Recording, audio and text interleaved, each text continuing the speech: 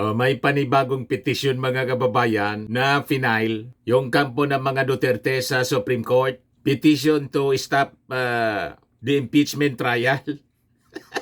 Gustong ipatigil yung impeachment trial laban kay Sara Duterte ng abogado ni Digong, abogado ni Pacquiao, pare-parehas yung mga abogado nila. Si Pimentel naman po, may petisyon. Ang petisyon man ni pero hindi sa Supreme Court. Sulat po kay Chis Escudero, Senate President. Nasimula na po ang impeachment trial. At remember, yung isang abogado, may mandamus petition din sa Supreme Court to immediately start the impeachment trial. Biglang nakaisip po yung abogado ni Pacquiao, si Atty. Torion, nagpetition din po sa Supreme Court to impeach, to stop the impeachment trial. Ito po yung kalalabas pa lang na balita. Ngayon pa lang 9:31 a.m., February 18, petition to stop impeachment trial versus VP Sara Duterte filed at the Supreme Court. Ito naman yung sulat ni Pimentel kay Senate President Escudero para simulan agad yung impeachment dahil sa nakasulat na forthwith niya. You see? Bangga-bangga na mga kababayan. Unahin natin itong petisyon ni Torion na malamang delaying tactics. Kung hindi delaying tactics mga kababayan, this is just a distraction. Dinidistract nila, ginagawa nila, they're moving heaven and earth, heaven and hell pala. Para hindi po matanggal si Sara. Malabo na po mga kababayan, malabo na paboran ng Supreme Court itong petisyon ni Atty. Torion. Kasi yung impeachment po, sole power ng Congress. At yung impeachment trial, sole power ng Senado. Sabi dito sa balita, Mindanaoan lawyers on Tuesday filed a petition before the Supreme Court in a bid to stop the impeachment complaint filed against Vice President Sara Duterte. Party po ito ng galawang Protect Sara, Save the Queen, Protect Sara. Kasi sa totoo lang, pag natanggal po si Sara at ma-disqualify, wala nang Duterte ang mananalo sa anumang national position. Wala na silang pag-asa na makabalik pa sa Palasyo Malacanang. Si Digong po, malabo man po yung sinabi ni Pantaleon Alvarez na si Digong yung patatakbuhin nilang muli. Malabo pa po sa sabaw ng pusit yung mga argumento ni Pantaleon. Desperate yun po. Desperate announcement para lang may mapag-usapan. Para buhayin, bigyan ng pag-asa yung mga supporters ni Digong na hindi pa tapos ang boxing sa politika. Makikita ninyo mga kababayan, liamado ang ating administrasyon, hindi lang sa kandidato. Yung Team Pilipinas, Team Philippines, Team Liwanag versus Team Lagim, Team China.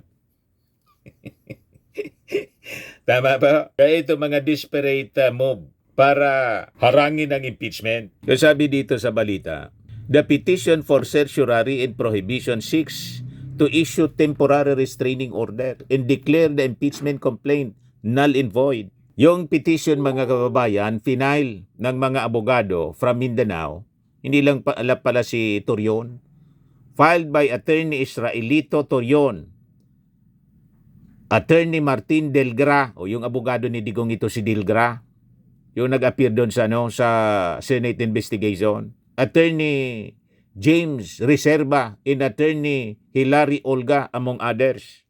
Yung mga abogado naman po, basta't niya gusto ninyo, di bali talo, importante mapag-usapan tayo, sumikat din.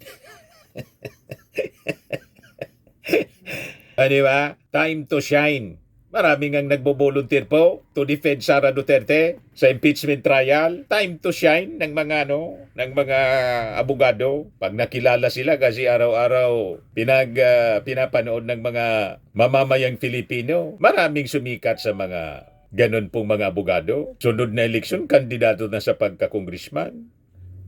Kandidato sa pagka-senador.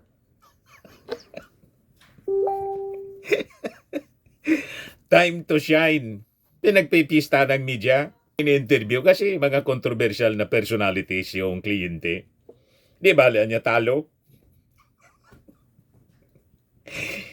Tawag din sa amin, Pierre Digana. Pag nakilala ka, magalingan niya yung abogado. Kasi niya kinuha ni Digong.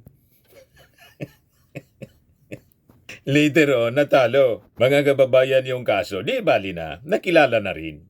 Tapos, gawa ka na rin ng mga palusot. Ang importante niya dyan, ang kliyente may right to counsel.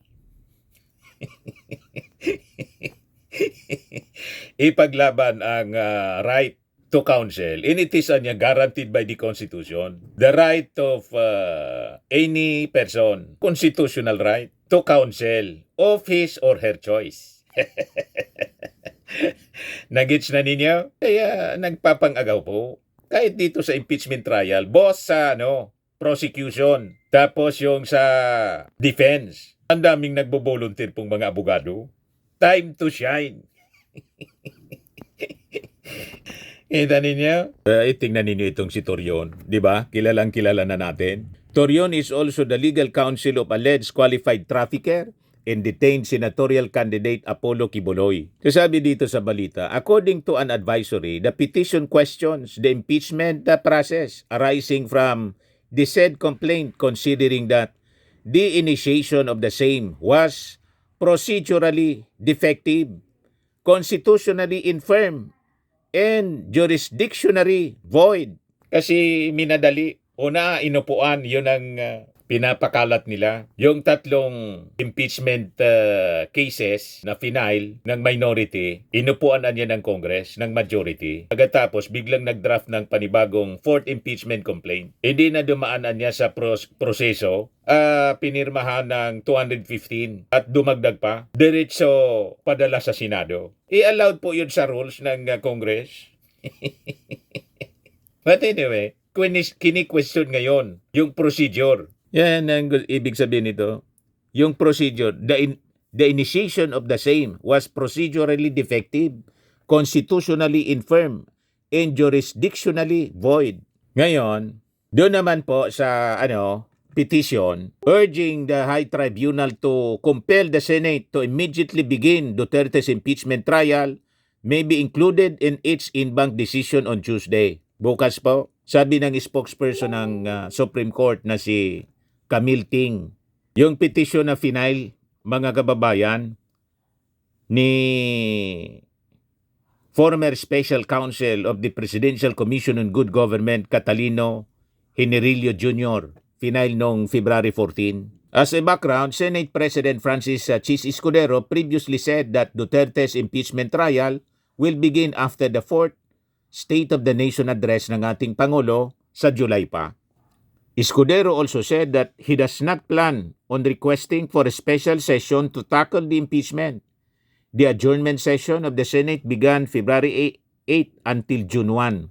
The session resumes on June 2 to June 13 and will be adjourned again from June 14 to July 27. Gaul sa panahon, sabi ng mga senador. Kaya malamangan niya yung impeachment trial masimulan after na ng SONA. Hindi nagustuhan ng ilan sa ating mga legislador, congressmen. At ngayon nga po, may petisyon si Coco Pimentel. Yan po, 1 hour ago, report ng Inquirer. Senate Minority Leader Coco Pimentel pens a letter to the Senate leadership emphasizing that it is the chamber's duty pursuant to the Philippine Constitution to act without any delay on the impeachment complaint filed against Vice President Sara Duterte. Ayan Office of the Senate Minority Leader Aquilino Coco Pimentel III, PDP Laban, Pimentel Wing. Dalawa yung PDP Laban, yung kay Coco Pimentel, tapos yung kay Digong. Nahati po. Yung sulat niya pala, February 14 pa, yung pizza, Pero baka ngayon lang, pinareceive. Anyway, ito po yung laman ng sulat niya kay Chis Escudero. Dear Senate President Escudero, good day. I write to emphasize the constitutional mandate requiring the Senate to act forthwith on the impeachment case of Vice President Sara Duterte as provided under Article 11 Section 3, paragraph 4 ng 1987 Constitution. In this case, sabi po niya, verify the complaint or resolution of impeachment filed by at least 1/3 of all the members of the House of Representatives, the same shall constitute the articles of impeachment, and trial by the Senate shall forthwith proceed. Yun ang kinote niya. Since it is a constitutional provision or term, we are giving meaning to the term forthwith must be interpreted in accordance with the verba legis rule. Sa Latin po, ay ibig sabihin words of the law, na pag sinabing forthwith, immediately. Yan man ang talaga ang meaning. Agad-agad, dapat simulan ang trial. That it should be given its plain and ordinary meaning. So sabi niya, according to the Merriam-Webster Online Dictionary, forthwith means without any delay or without interval of time. Its synonyms include immediately, instantaneously, instantly, presently, promptly, right away, right now, straight off, and straight away, among others. Considering that the 1987 Constitution was promulgated in both English and Filipino, we must examine its official Filipino translations. Ano ang mga translation?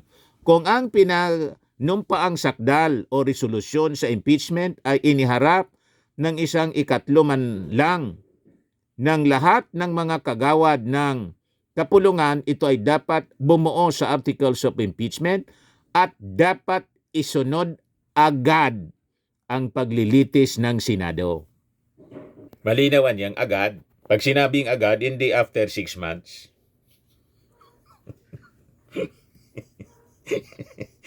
Yun ang simpleng kaulugan ng agad. Immediately. Pero siyempre, may mga oras para sa preparasyon. Pag on the part of Congress, nasa preparado daw sila. Sabi sa press con kahapon ng isa sa mga House prosecutors, si One Rider Party List Representative Rods Gutierrez, andaan niya kami anytime. Anda na yung Ang hindi anda, yung Senado. Diretso adjourn. Nasabi po ng mga political analyst tulad ni Ronald Llamas sa mga interviews, malangamang niya nakiusap yung mga senador, naka-schedule na yung mga bakasyon sa ibang bansa, yung hotel, nabayaran na. Pag niya hindi pinagbigyan ni Chis Escudero na makapagbakasyon man lang sila kasi na-schedule na eh. Malamang si Chis Escudero niya mapalitan bilang Senate President kaya naninimbang. Tawag dito sa amin, pigkukontinuaran. Bicolano si Senador Chis Escudero. Nagkukontinuar sa mga kairibang senador itong si Chis Escudero or else baka mawala siya bilang presidente. Presidente ng Senado. Sa atin, baka may iba pang rason si Chis Escudero. Baka talagang may mga kausap siya na ang bilang natin. Hindi ko alam kung sinong possible na kausap. Basta baka may kausap. Sa bilang namin, parang matatalo tayo to convict Sara. Ako tingin ko si Chis Escudero. Although bawal sa kanyan magsabi kasi siya yung presiding. Yan yung mga senador, mga kababayan, sila yung mga senator judges. Pero tingin ko kay kabayang Chis Escudero, pag nakita niya talaga malakas ang mga ebidensya, kasama na yun. Iko-convict yan ng kanyang mga senador na kasama. At malamang si although hindi siya nagsasalita, kasi dapat maging impartial sila, tingin ko, iko-convict si Sara. Bakit po? Pwedeng si pumalit po na Vice President. Si Chis Escudero, di ba tumakbo na rin siyang Vice Presidente 2016, kaya lang natalo na magic ng mga dilawan. Ang nanalo po, naghang yung computer po. Nanalo si Lenny. Magkakalaban sila ni BBM. Si BBM sana yung panalo doon. Kaya lang biglang naghang yung counting. You see? So anyway, nagbabago ang panahon. Ngayon, hindi na magkalaban. In good terms na sila with the president. Kaya nga Senate President siya. Tapos best friend niya si Lisa Marcos. Inawakan yung ano. Di ba? Magbarkada na. So pwede siya na maging vice presidente. Tapos pag 2028, pwede na siyang tumakbo. Pwedeng tumakbong presidente, pwedeng vice presidente uli. Vice presidente ni Speaker Martin. Di ba? Time to shine. Kasi ang pwede pong i-appoint ng ating Pangulo, anyone from the Congress, sa mga congressmen natin, basta edad 40 above, sa senador, lahat naman sila 40 above. Tayo ng qualification na dapat uupong presidente ay vice presidente, 40 above. Lahat ng senador 40 above, qualified po. Kaya yung mga senador, dapat i-convict ninyo si Sara para yung ambisyon ninyo na maging vice-presidente, o di magiging maliwanag. Pero pag pinabalik pa ninyo yung mga Duterte sa national position, magiging kalaban ninyo. Di ba? Ito na yung pagkakataon ninyo. Anyway, maliwanag naman po yung mga pagkakamali, yung mga violations na nakasulat doon po sa 7 articles of impeachment. Pag hindi ninyo kinonvict si Sara Duterte, kayo yung convicted sa eleksyon. So mamili kayo. Si Sara ang convicted o kayo ang convicted? Ng ating mga mamamayang Filipino, 73% sabi sa Tangere, gusto nang simulan agad-agad. They favor the immediate impeachment trial ni Sara Duterte. And possibly conviction and perpetual disqualification. Kasi po yung 32 million pong pinagmamalaki ng mga DDS na sumuporta. Kasama kami doon. Nag-withdraw na po yung 31 million. Kaya nga po, sabi natin, hindi makapag-lunsad ng people power ang mga Duterte kasi ang sa kanila po, kili-kili power man lang. Tama ba? Yung mga vloggers man lang nila po na fake news peddlers. Tapos trolls. Iniimbestigahan ngayon ng Congress. Tingnan natin dito kung sino yung mga nag-attend ng mga resource persons po sa committee hearing TRICOM. From the Anti-Money Laundering Council, Attorney Emmet Rodion Manantan and Attorney Erano Dumale. From the Bureau of Internal Revenue, Attorney Tobias Gavin Arcilia and Attorney Ron Michael V. Uy. From the Philippine Coast Guard, Commodore J. Tariela.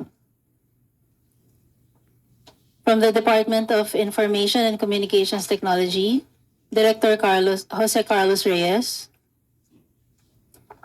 Director Maria Cristina Abalos Naig, and Ms. Christine Applepre.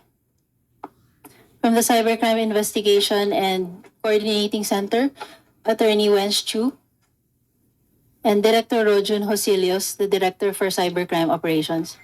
From the Department of Justice, Office of Cybercrime, Attorney Rodanji Parocha.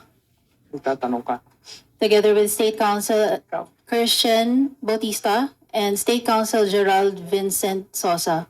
From the National Bureau of Investigation, Cybercrime Division, Attorney Van Homer Angluben. From the National Telecommunications Commission, Attorney Kathleen Egipto. From the Philippine National Police, the Director of the Anti-Cybercrime Group, Police Brigadier General Bernard Yang. And from the Legal Service, Police Lieutenant Colonel Anacleto Daliva. Also from the PNP, Colonel Columbo Alan Aberia and Colonel Nova de Castro Aglipay. From the Kapisanan ng mga Broadcaster ng Pilipinas, Attorney Rudolph Hularbal, Legal Counsel. From Press 1 PH, Mr. Felipe Salvosa and Mr. Nico Bedina.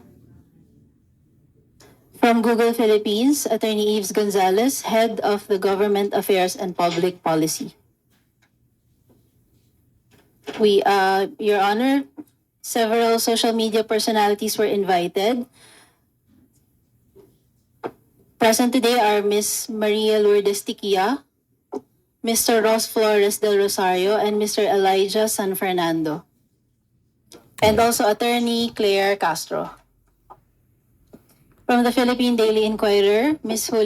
Juliet Haveliana. From the Social Weather Survey, Ms. Linda Guerrero. From Scam Watch Philippines, Mr. Josel de Guzman. And finally, former colleague, Congressman Sylvester Bello. That's all for now, Mr. Chair. Thank you. Wala yung mga ano, Thank you, Comsec. The members Yung of mga the three inimbita? committees present this morning are the following. Chairman Joboy Aquino, Wala yung mga DDS vloggers pa. Si Tiki, yung bumalik. Yung bagong vlogger, si Attorney Claire Castro, nandun. Pero yung mga tinaguriang mga fake news peddlers, lahat wala. You see? O, ito yung opening remarks, mga kababayan, opening statement ni Congressman Acop. this inquiry into the rampant posting of false and malicious content in social media platforms is being conducted pursuant to House Resolution number 286, principally authored by Senior Deputy Speaker Aurelio D. Gonzalez Jr. In the face of the petition for certiorari filed by certain bloggers who were invited to the first hearing, I wish to stress the objectives of the inquiry as stated in the aforementioned resolution. The inquiry aims to ensure that all proposed legislative measures align with the constitutional guarantees of freedom of speech and of expression and prevent any undue censorship. It further seeks to identify gaps in legislation and review existing laws, particularly Republic Act number 10175 or the Cybercrime Prevention Act of 2012. Enhance the transparency and accountability mechanisms of social media platforms, recommend measures to address cybercrimes, protect digital safety and public trust by proposing public awareness campaigns, and engage key stakeholders such as representatives from social media organizations, cybersecurity experts, civil society groups, and constitutionalists to ensure a balanced approach to combating harmful content. For today's meeting, the committee shall hear a presentation from the social media platform Google, the proposal to establish a framework for content creators, and the legal position of the Department of Justice on the doctrine of the duality of crime. The joint committee shall also endeavor to further discuss the concept of cyber libel as a continuing crime. And before we start the discussion, I wish to thank everyone for taking time out from their busy schedules to be with us today. Maraming salamat po.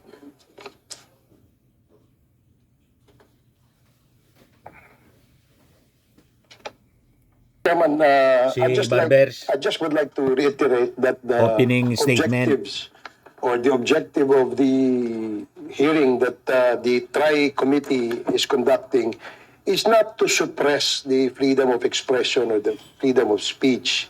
In fact, we are all aware that this is provided for in our Constitution. And we'd like to respect and honor the right of everyone to his own opinion and to his own expression. Contrary to what others may be thinking, this is not in any way, Mr. Chair, a tool, to suppress their expressions or their opinions on certain or several issues. Whether it may be in political point of view, or maybe economic point of view, or even other point of views. It's just a way of perhaps adopting what are the best practices of other countries in relation to the employment or deployment of social media platforms. Our take, Mr. Chair, being members of the 19th Congress, is to establish a set of rules conscious of course, the constitutional right to freedom of expression. Yung sa atin lamang po ay isang polisiya or framework na kung saan ay hindi magamit po ang mga social media platforms for spreading fake news or espousing disinformation, misinformation, or malinformation. And that is perhaps, Mr. Chair, what this representation would like to make it clear. No? Though there are some bloggers who have been hitting members of Congress, we don't mind. In fact, we don't mind if you start hitting us. Even if you do that 24 hours, 7 days a week, 365 days a year, that's your right. But please, be careful with what you post online. Because if these are found to be fake or lies or falsehoods, then there are laws that can be used to penalize those who have abused that freedom of expression. Kaya po tayo may mga batas. And let me remind them too that this right, though it is provided for in our Constitution, is not an absolute right. So para lang po malinaw, to put the discussion in the context of what we want to achieve in this particular hearing, Mr. Chair. Thank you, Mr. Chair. Thank you, Your Honor. So yon mga kababayan, yung ginagawa ngayon na hearing, yung mga or investigation, yung mga hindi umattend na dati na po naunang in-invite pero tumakbo po sa Supreme Court, hindi pa na-mention kung ano yung mangyayari sa kanila. Possibly at the end of the hearing mamaya magiging parte yon sa pag-uusapan. Kasi hindi man pwede na basta na lang i-ignore yung invitation. And in fact, may show cause order po laban dito sa mga perceived fake news peddlers po na karamihan mga DDS vloggers. Sa mga naghanap ng malinis and spacious fitness gym, pumunta lang po kayo sa aming Colossal Fitness Gym. We also offer Grab Car Rental with our brand new 2023 model ng Toyota Innova. We also accept booking for those who are planning to travel via PAL, Cebu Pacific, and other airline companies, local and international, and bills payment for Meralco Bills, PLDT, Aleco Bills, etc. Ang Colossal Fitness Gym is located at 3rd floor Security Bank Building, Lanco Business Park, Legazpi City, Albay. For inquiries, look for Chilon Maravillas. Contact number 0966-802-0949. Yan yung aming Innova. Lagi na pong matao sa amin. Pati mga foreigners po, tingnan ninyo, mga British tourists sila. Ang lalaki ng katawan na, mga kababayan, nag-gym sa amin. Ito naman po, Indian National. Ito mga mga European sila. Ito naman yung bago naming product na binibenta online, iGlow Serum. Whitening po siya galing sa South Korea. Tingnan ninyo yung epekto sa aking anak na architect entrepreneur, Riz Maravillas. For inquiries, look for Riz Maravillas on FB. Ito naman po, Firmax Firming and Lifting Cream. Pinapahid po ito sa mga pulses and affected area. Mahina po ito sa mga pains at paninigas na mga kaso-kasuan. Ito po, Automax Radiant Serum. Sa mukha naman yung application. Anti-aging po siya. You will look 10 years younger than your age. Sa mga cancer patients naman po, baka lang gusto ninyo itong itry. Nengxia Red Mix Fruit Drink. Hindi man po siya gamot, food supplement siya. Kaya lang, gawa siya mga kababayan sa Gucci Berry. Yung Gucci Berry may anti-cancer properties. Yung mga inquiries ninyo, dumiritso na lang kayo sa aming messages sa Facebook para masagot namin agad. Ayos po. Ako po si Dante Maravillas. Bye-bye. God bless.